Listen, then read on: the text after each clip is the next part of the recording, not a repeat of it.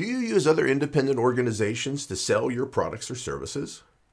Hi, I'm Jim Pancero, helping you become a stronger leader of your sales team.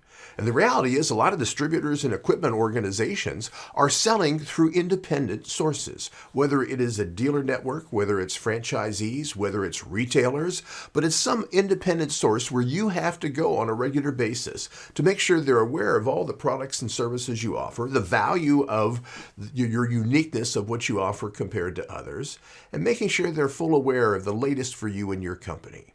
These are usually done through presentations that your sales reps will do to your dealers or franchisees or retailers. The problem is, in the past, these presentations have been pretty weak. Frankly, they've been very boring.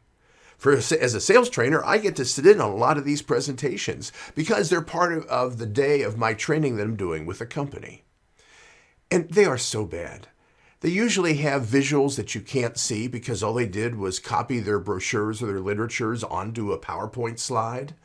They're boring because all they do is talk about you and your products and the details without doing any competitive comparisons and without showing them why there's any uniqueness or differentiation that can help them with their customers.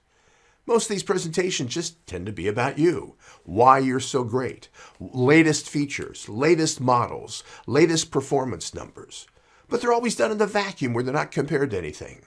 I watch most of these presentations do little to help your independent dealers or franchisees or retailers sell your stuff, because they're not giving them the information they need. They're not talking about how do you compare directly to a competitor. So if a customer says, I like that competitor better than you, how does a salesperson still win the business?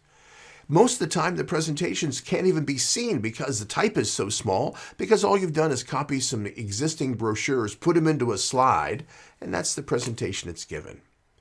This is a critical opportunity for you and your team to be reaching the people that are going to do the best job selling your stuff to your customers. So because of this, we need to take it up a level. We need to make sure these presentations are actually persuasive and helpful to these sales teams. What can we do to make sure that everything is legible and readable within your slides? What can we do to make sure that you actually share with them how to sell your stuff, not just talking about why all the features and benefits you have are so great? And how do we make sure it's in a relative competitive environment that you discuss with them in confidence why and how you're better than the competition, so when they're faced with these competitive pressures, they can sell their way out of it? The reality is these kind of presentations are starting to grow again as we come out of COVID.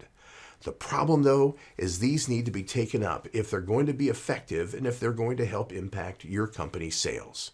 And the way we do that is we make them interesting, we make them helpful, we make sure that they focus on the people that we're trying to convince to sell our stuff, which is the salespeople working for your distributors, dealers, or retailers. Would love to know what you're doing with this. Love to know how you've improved your presentations to make sure they are impactful. And as always, thanks for watching.